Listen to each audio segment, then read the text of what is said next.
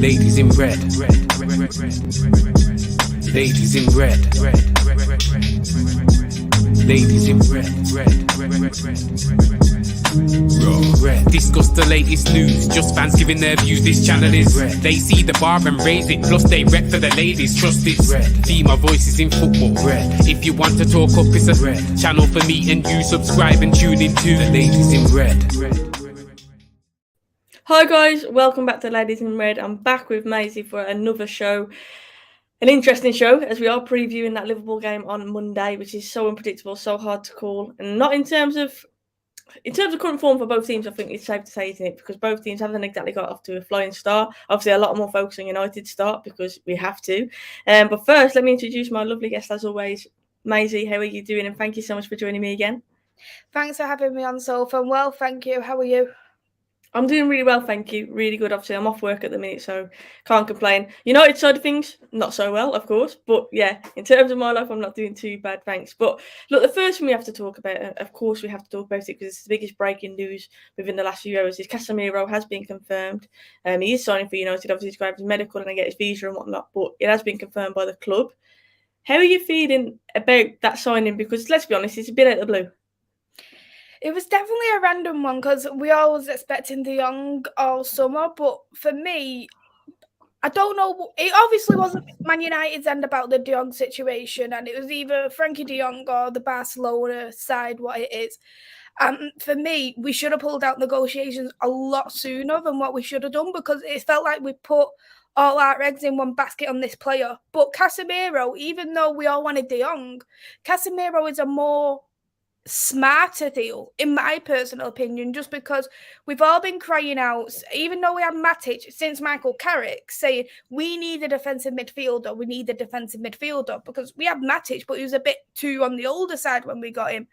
Yeah. But Casemiro is still at a very good age. I know people are saying he's too old, but Thiago from Liverpool signed at 30. Thiago Silva signed at Chelsea at the age of 36, and they're doing tremendously well in the Premier League. So you can't look at his age and go, he's far too old to be in this Premier League. But I think it's a much more sensible signing because it's something what we really need. And we still got central midfielders. We got number 10s who could play as 8s. So it makes a lot more sense to get him than De Jong, in my personal opinion. I like Casemiro. I always have done, and obviously he's played in very good Real Madrid teams. He's won a Champions League numerous times. So not only does he bring quality, but I think he also brings that experience. We've said how many times that we've got that bottling mentality. The second they go and get stuff, we crumble. And I think Casemiro gives us a bit of resilience in that midfield, gives us that protection for the back four that we know we've needed. And the only thing you would say is, yes, age, but again, he has got a lot of football still to play ahead of him. He's got a lot of games yet to play.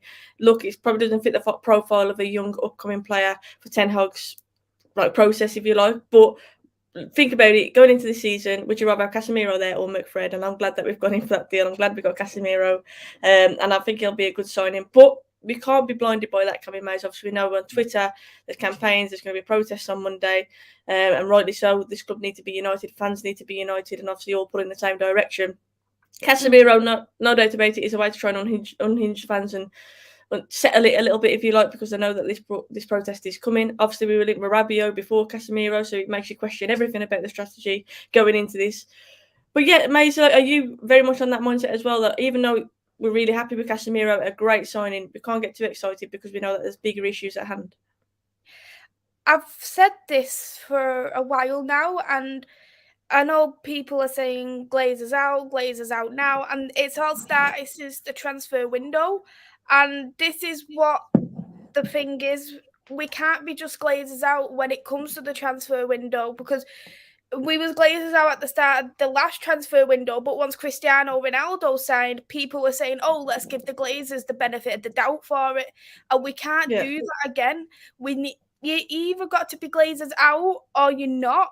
You can't just be Glazers out in certain situations, like such as the ESL, such as the transfer window. We need to be adamant of what we want, and we need to stick by our views. We can't just protest when we think oh, we haven't got a good transfer window. I'm not saying protest every single week, but we still need to keep our voices heard, regardless of what the situation is of the club. Even if we are winning trophies, we still have to have the Glazers out, because it's, at the end of the day, it's still an unhealthy circle in in Manchester United, and it goes from the top right to the bottom. And we always say, when something isn't quite right somewhere, it affects everybody everywhere else, and it needs to be cleaned out from the beginning.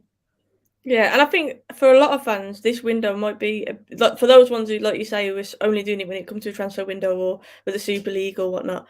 I think this transfer window, because having a new manager and expecting him to be backed and expecting to have a flying start, expecting to make a lot of changes following how dire last season was, to not see that, do you think it's been more of an eye opener for those fans and actually more are now on board with it? Because it's been a bit part, hasn't it? Because Ronaldo came in, and I feel like that kind of probably stopped a lot of protests as well last year, or a lot of people's mindsets. But we can't be blinded by these signings. I mean, Lanzell said it there, no matter who comes in, we still have to be Glazers out. And I agree with that. Like I said, I'm not disrespecting Casemiro. I think he's a great signing, and I'm excited to see him in red.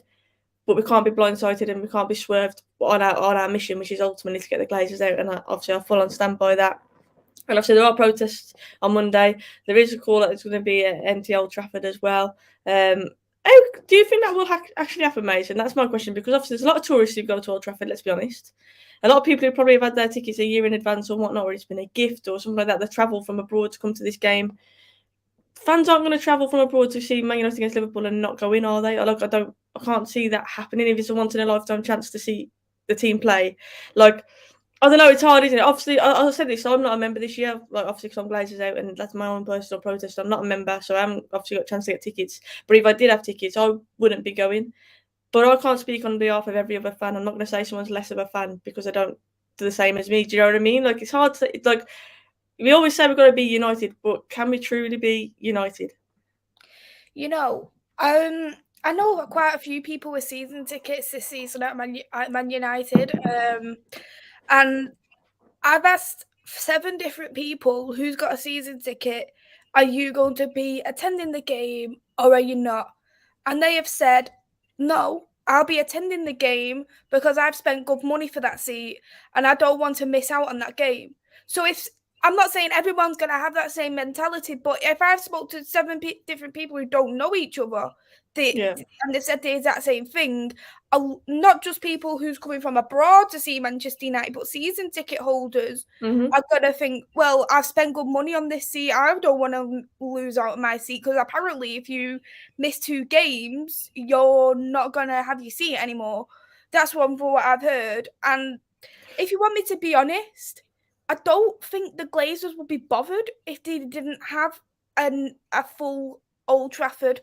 The reason for that is, say for example, there's 70,000 seats at Old Trafford, 50,000 of them are season ticket holders, £500 per ticket. They've already got 25 million off us, and they've already got that in advance off us all for the whole season. So they're not going to be bothered because they think, oh, I've already got that 25 million anyway. And there's going to be people who's going to buy the tickets online, and there's going to be the odd person who comes into the mega store and buys stuff before the game. So, and there's going to be people who buy food in there, drinks in there, blah, blah, blah, blah. So I don't think they're going to be overly bothered if there is going to be a half full Old Trafford compared to a fully full Old Trafford. Yeah, it's interesting, isn't it? Because obviously there's a lot of people that you're here trying to unite here, a lot of people with all different circumstances and whatnot. And the ideal scenario, of course, is that everybody stays outside. Of course it is, but is that a realistic thing to happen? And it just, sadly, I don't think it is. But the protests, obviously, I'm on for it, and I believe that as long as it's all get legal and obviously clean, I think that has to happen, and I'm fully on board with that. And obviously, yeah, Gareth, to be fair, hit the nail on the head. He said should be budging over the Casemiro deal, even on a decline. He's better than what we have, but it's so clearly a panic buy. I just can't get excited by it. Farce of a club, yeah. And obviously, Sir Jim Ratcliffe's been talked about quite a lot this week. Rumours are obviously you'd like to be in charge at United and whatnot. Like, 1, do you believe these rumours? And 2, could you actually see that happening, Mace? The thing is, when you're a Man United fan, you've got to take everything with a pinch of salt. What you see in the media, even when you hear someone say it with your own mouth, you've got to take it all with a pinch of salt. Even if Jim Ratcliffe did put a bid in and it got accepted, it could take months for it to be official because it goes through solicitors, blah, blah, blah, blah. So even if it was the case, he might not even be the owner until the start of next season. So we still got the Glazers for the entire season anyway. And that's not without if the Glazers decline the bid or whatever. You seen a few years ago, I don't know if you remember, but Saudis went in for Manchester United. I remember that, yeah. Yeah, and that got declined because the Glazers want $4 billion. And I look at it and think, who in their right mind will pay $4 billion for Manchester United at this moment in time? Because one, the club isn't anywhere what it used to be, and two, there needs to be a lot of lot of work needs to be done at Old Trafford. We've seen the leaks, we've seen the rustiness of the seats. I went to Old Trafford's pre-season game and I've seen it myself. That the seats are pretty rusty, so a lot of work needs to be done inside Old Trafford itself. The leak as well. Do you remember the leak? And not just that, there's still they're building the stadium for the women and the academy ground, so that's going to be need more work getting put into that as well. So if, for example, someone is to buy Man United, they need to put a lot of money into it. Not just that, there's going to be that debt. What the Glazers what's going to happen with that debt? Is that going to be rolled over to the next owner, like it did with with when Mike Ashley took over from Newcastle? Didn't they say it's going to cost $6 billion now? They're saying the club's worth. I'm sure I read that somewhere. $6 billion. Yeah, and I can't see anyone in the right mind wanting to pay for that, knowing that not just that alone. What I've mentioned, what needs to be done. It's going to be a big job, but look, I'm not being disrespectful to Chelsea here, but I'm sure there'll be a lot more buyers interested because the stature of United and obviously what it can be. So I'm sure that there will be people willing, but to getting the right people. I've heard like Apollo have been involved and stuff, and obviously they've pictures with Apollo, with Epstein and stuff, and it's just, yeah, like we want the right people in the right places, don't we? And that's something obviously that we haven't had. We want football people, I think, is the biggest thing as well. People who know how a club is run, what happens, because let's face it, the Glazers aren't that, they're just businessmen, aren't they? But let's get back to the football for a second. We've already mentioned, obviously, we've got Liverpool on Monday. A lot of rumours regarding the lineups, a lot of rumours regarding Harry Maguire at the moment as well, whether he's going to be starting or not, or whether he's even going to be here, because apparently, mate, Chelsea are interested. They've made an inquiry about Harry Maguire. I've had to have a chuckle to myself this morning because the amount of people complimenting and saying Maguire is one of the best ball-playing centre-backs in the world, all sorts, honestly, on my Twitter log this morning, after the literally sheer abuse that he's been getting for month after month after month. As soon as he's linked to Chelsea, all of a sudden, it'd be a big loss for us, is what I'm seeing on Twitter. Like, I can't understand football fans sometimes. I mean, what's your thoughts firstly? Do you think he'd be a good suitor for Chelsea? The thing is, when I'm looking at Chelsea, the players that they have lost in that centre-back role were fast-paced defenders. They've got one back, which was, of course, Koulibaly. I think he's a little bit quicker, but he's not as quick as Rudiger. They've lost out on Christensen, and for me, because I'm not going to disrespect Thiago Silva because I think he's terrific, but he is a slower paced defender. And we've seen at United ourselves, to have two slower paced defenders, it doesn't work in the squad. You need at least that one quick defender. And if Harry Maguire did come to Chelsea, would that work for the Chelsea's back three line? Because you need the quicker type defender. Personally, a lot of people are saying like, oh, Harry Maguire is going to be a loss. I don't personally think he would be a loss for Manchester United. I know a lot of people are saying how brilliant he's played for United, but I look at him and think, I've never been truly convinced of Harry Maguire. There's been times, even when he was at his best, where he annoyed me with his sloppiness. Even if Chelsea want to take him, fine, but from what I've heard, I don't know if you've heard this, Soph, it's supposed to be a swap deal with Pulisic. Straight swap? Yeah. See, I'll be interested in that, to be fair. I would. All right, I know he's injured a lot, but Pulisic I do right, and I did say, we discussed the loan, didn't we? And we said that if it was a loan with a buy, I said if it's a loan with a buy at the end of it, then that makes more sense to me. Obviously, you would say it's a low risk, just loaning someone who's injury prone, which I get, but say if he comes to us and that's a great, because we know his ability, we know how good he can be, he improves us. I think if that works out and then you can't sign him at the end of it, it kind of doesn't make sense to me. So I always said that. I don't know. Maguire, look, I've said it many times. You don't turn a bad player overnight. It was amazing in the Euros, but captaincy, I think, has kind of ruined him. Obviously, that incident in Greece as well, he was never really the same from that. He had loads of stick, being the captain, being the price that he was at United. Sadly, it hasn't really worked out. I don't think we really played to suit him as well. Not defending him, because I think he needed to be a lot better than he has been. And I do feel like if he went to Chelsea, he would go to Chelsea and he would do great there. I do, because I feel like he fits into their system a lot better, and it's a clean slate for him. It almost has got to the point where there's so much pressure that's built up on his shoulders, like even things that aren't his fault, he's being blamed for. Do you know what I mean? So, yeah, it's Pulisic, I'm interested in by. But what would you value Maguire at in today's market, considering what we paid for him, mate? We wouldn't get anywhere near what we paid for. I think we'd be lucky to get 50 mil at tops, if you want me to be honest, just based off how he's played in the recent years. I think they'd put a little bit more because he's an England international, he's our captain. But I do definitely agree with what you said about Maguire. The captaincy has ruined him, and I think we should have took the captaincy off him just because of he actually has played well before.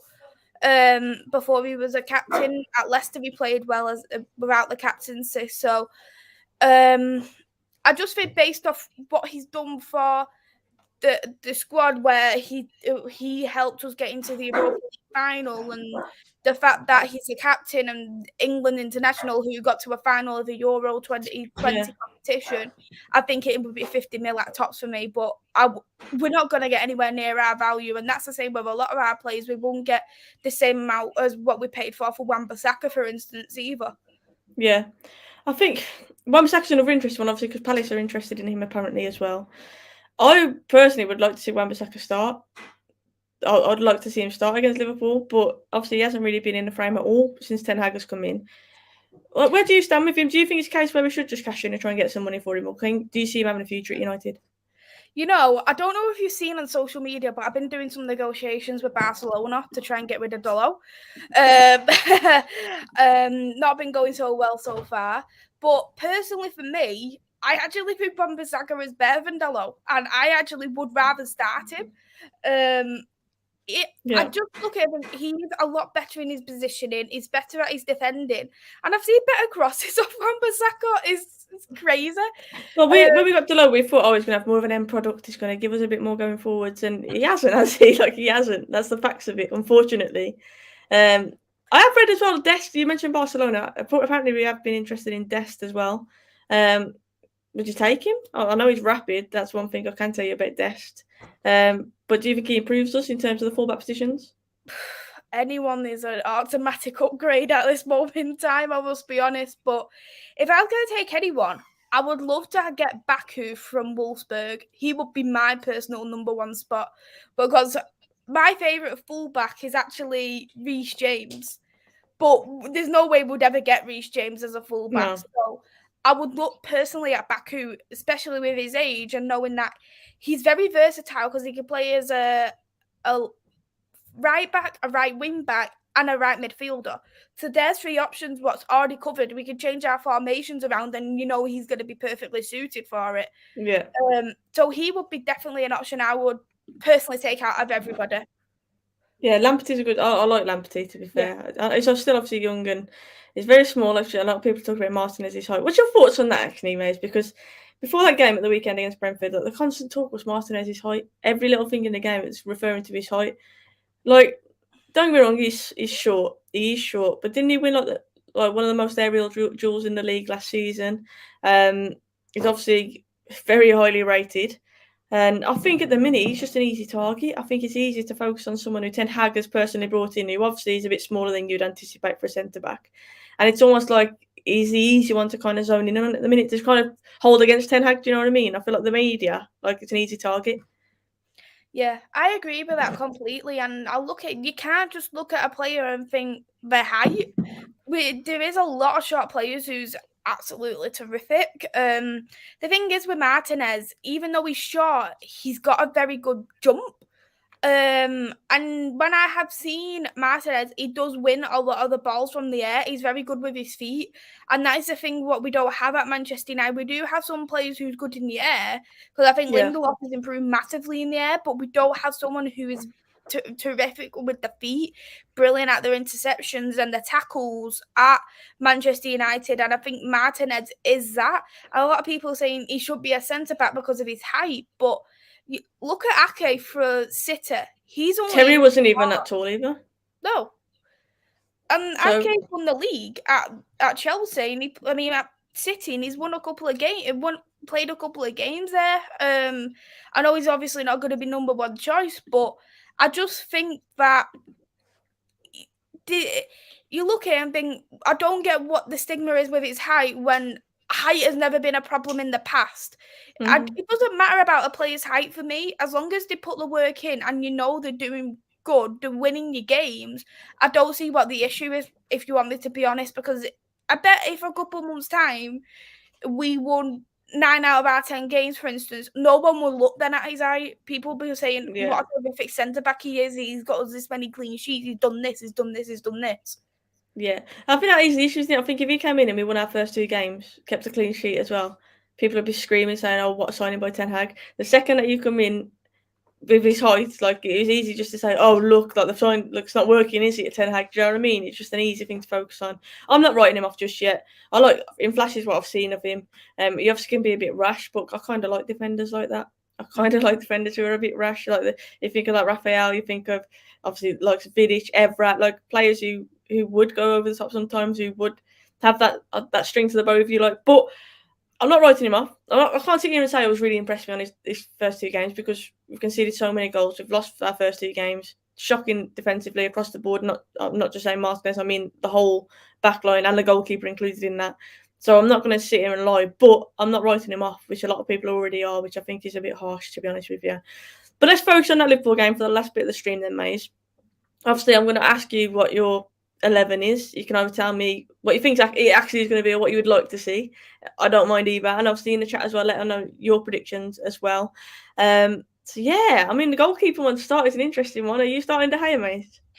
I think regardless, De Gea will be playing. I think, if you want me to be fairly honest, I know this is going to rattle a fair few people, but I do think he should be dropped. Because I look at his 2 games, I look at 2 seasons ago, he hasn't been good enough, and no one ever used to see De Gea's flaws until goalkeepers like Edison, Alisson, Mendy come to the league, because they're different types of goalkeepers. Where you look at the football now, you need to have very good distribution, and De Gea doesn't have that. And we know from watching Ten Hag at Ajax, he likes goalkeepers with distribution, which is why I was very surprised why Dean Henderson ended up going, why he didn't put him as number 1, because I thought Ten Hag would have probably done that. But I think De Gea is going to be starting regardless, because I don't know how true this is, but about a couple of people's contracts that they're contracted to play so many games in a season. I don't know how true that is, but it would make sense considering some of the decisions that we've seen from managers in the past few seasons, though. Certain players always starting regardless of form. Like that would make sense. And obviously, I don't know if it's true or not, but when I think about it, I think, you know what, that would give a bit more of an explanation as to why certain players seem to always get away with it. Do you know what I mean? Do you think that's part of the issue with De Gea, the fact that he hasn't got that competition at the minute? I know we were linked to Jan Sommer, apparently, who I believe will come in and actually start ahead of De Gea, to be honest with you. But do you think that's part of his issue, the fact that he knows even if he does slip up, he can come out and talk in an interview and then he'll be starting again next week? There's no kind of backfall from that. The thing is, he's had competition in the past, and he's had, for me, one of our best backup goalkeepers ever at Manchester United, Sergio Romero. How he couldn't compete with De Gea. I know he won us the Europa League. He was the goalkeeper for that, but he didn't compete for that number 1 spot, which I was highly surprised about, because I really rate Sergio Romero. And I'm surprised Dean Henderson didn't compete for that a little bit more as well. He's had that bit of competition. So for me, in my personal opinion, I think no matter who we get as a backup goalkeeper, they're not going to touch De Gea unless De Gea decides to leave. Yeah, And look, De Gea's been a loyal servant over the years, you have to say it, and he's had some amazing seasons where he kept winning Player of the Year on how many years in a row I do not know, but lately his form has been really concerning, hasn't it? Obviously being dropped out of the Spain squad and stuff as well. Like, it's all telling, isn't it? It's all telling that he isn't the same De Gea that he once was. And yeah, so I think we definitely could do the keeper 100%, but I do think obviously we have to focus on other priorities. We've already mentioned obviously a right back would be really, really nice in this window. In terms of Ronaldo's situation as well, I mean, we are being linked obviously to Anthony and Gakpo. Whether that's both, we kind of don't really know whether it's both of them or one or the other. I imagine it'd be one or the other. I mean, would you like to see one of those come in, Anthony or Gakpo? I'm not fussed which one, to be honest. I know people have got preferences, but we need whoever we bring in, they're going to be automatic upgrades with the wingers that we do currently have. Marcus Rashford isn't the same Marcus Rashford. Even he looked good in pre-season, but in the when it came through in this season, he hasn't played well whatsoever. Martial is one who I do want to see, because I'm sure you probably remember me saying so. I think Martial is going to prove himself this season. I had that feeling in the back of my mind he will. And I just And he had a good pre-season as well. He did. And I just don't think it's fair for Elanga to get thrown into the 11 like he did the second half of last season. Because we're just tampering on his development, if you want me to be fairly honest. And we shouldn't be shouting, in my personal opinion, for Garnacho to start every single game, because I don't want his development to be tampered with either. I want him to be like how Pep and Klopp do with their young players. Ease them in gently and let them become a beast of a player. Some players can get thrown in and it works, but some players don't. And I've seen the players who's been eased in are the players who you look at now and go, what a player you are. Foden is a clear one, I remember. Foden being dipped in and out constantly, and then now look at him like, yeah, if anybody says I don't rate Phil Foden, then I think they're just bitter, because he's a great player, an outstanding talent. But yeah, I mean, Abel's just said here, quick one, should Bruno be dropped? Well, we'll tell you now when we reveal our lineup. So I actually went really hard. I was on Doug's channel the other day, and this is what I said I would like to see. I said I would drop De Gea and put Heaton in. Heaton, I think, is still a very capable backup goalkeeper. Obviously not ideal, but yeah, I don't think De Gea should. I think De Gea will start, but personally, if it's me, I'm feeling brutal, and I was like, no, don't start him. I put Wan-Bissaka at right back, Varane and Martinez as a centre back pairing, Malacia at left back. I then see, my midfield got a bit confusing. I would like to see probably Fred, Donny, and Eriksen just in the 10, just in front of them two. And then I've got Sancho, Ronaldo, and then Rashford / Garnacho as my front three.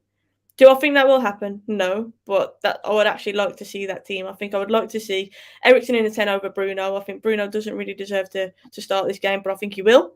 And I'd like to see Donny in there. We tried Fred and Eriksen, didn't properly work out, did it? So I think maybe we'll try Fred and Donny in there. So that one's mine, but like I say, I'm not expecting that to happen. But yeah, what's your thoughts, mate? Who I want to see compared to who I think is gonna happen, is gonna be a tough one. And for me, I'd be the same. I'd start Tom Heaton as well. I just think De Gea needs them goals what he let in, especially the Brentford and the Brighton game. He needs to be shown that is wrong to do that. You can't be doing that regardless. Yeah. And that's why I will play Tom Heaton, just so I think Tom Heaton, just as you said, he is a capable goalkeeper, but I do worry if Tom Heaton starts. Do you remember how Dean Henderson let 4 in against Liverpool 2 seasons ago, and he got hounded by United fans on social media? I worry if that happens to Tom Heaton, would he get hounded as well for it? Despite, of course, last season, De Gea let 4 and 5 in against Liverpool. Yeah. Honestly, that game, that 5-0 Liverpool, I don't think I've full on recovered from that. I think I've been numb since that point. I'm hoping Casemiro coming in, we don't have the gaps that we did have, but that is the concern tomorrow. Like, Liverpool haven't exactly been free scoring. They haven't started the season exactly on fire, have they? But those gaps in the midfield, you feel like the midfield is going to be where it's like won and lost. And I know it's cliche to say that, but I genuinely mean that. I think the midfield battle is going to be an interesting one. Deep running said there, I agree with Fred, Eriksen and Donny. So he agrees with that midfield. I can't see Bruno getting dropped. Apparently, Bruno was at Old Trafford doing an interview as well for MUFC magazine. You know what? I have a feeling, this is obviously not based off what I want, but I have a feeling Bruno's going to get put on the wing. And I think Rashford's going to get dropped. Or to be fair, Martial, because obviously when I did this show with Doug, I wasn't sure if Martial was fit at that point, so I didn't include Martial at all. I heard he's Martial could possibly. Well, I thought he was out, but apparently there's a positive update on him, so I need to read that. But on the left, I think Martial could maybe figure there instead of Rashford. So, like you say, Rashford getting dropped. I think Rashford should be dropped. That's why I did put like / Garnacho. But is he going to really drop Garnacho in it against Liverpool? I think it's unlikely, isn't it? But yeah, surely McFred can't start. Surely, Mais. I think they will. Yeah. Because you look at it, look at that Brentford game. Fred was awful. He was awful. As much as I like Fred, he was awful. And I've said this, Fred and Scott are awful, but they're better with each other than they are without each other. And it clearly shown in the last game. So I think they'll start. Oh, yeah, you're probably right. You're probably right, to be fair. It's wishful thinking that I hope they don't. I mean, I think De Gea will start. I think I'll probably still see Delo. Yeah. Martinez, I've heard, could be pushed up into that CDM role. Could be. But does then that mean it'll be Varane and Maguire? Is Maguire still starting? Varane and Maguire because Lindelof's injured. Yeah. Or Boye, I suppose. But Boye's been linked to a move away. Marseille, I believe. And then left back, I think it'll still be Luke Shaw. You know what? It's always a sense of what is Ten Hag's mindset, though. Is he the kind of manager who says, you know what, you made this mess, go and sort it out and put the same lineup out there and just throw them in at the deep end to prove themselves? Or is it a case if you had your chance, you lost it, you're out, and then, do you know what I mean? Like, I guess we'll find out what kind of manager he is. Will he brutally drop players? Like, we're hearing Maguire could be dropped. We've already mentioned we'd like Rashford to be dropped, Bruno maybe. Or is it a case where they'll be like, you know what, go and redeem yourself? And it'd be interesting to see how he goes into this, because obviously Liverpool, massive game at Old Trafford. It's going to be tense, you'd think, because of obviously the protests and what are going on as well. The atmosphere, if we get off to a bad start in that game, it can turn very toxic very, very quickly. So it's almost on a knife edge, isn't it? Like, how does he approach this game? Do you go more defensive or do you just go at them? Personally, I'd rather see us go at them because we can't defend for shit. But is that going to happen? Who knows? But May's hand on heart, what's your score prediction going into this one then, like, as a United fan, after seeing our first two games with all the circus going on around it as well? Do you think that mindsets will be affected because of the protests going on? Could that maybe spur us on or maybe even distract us? I think either way we're going to get beat, and it's just a matter of how many.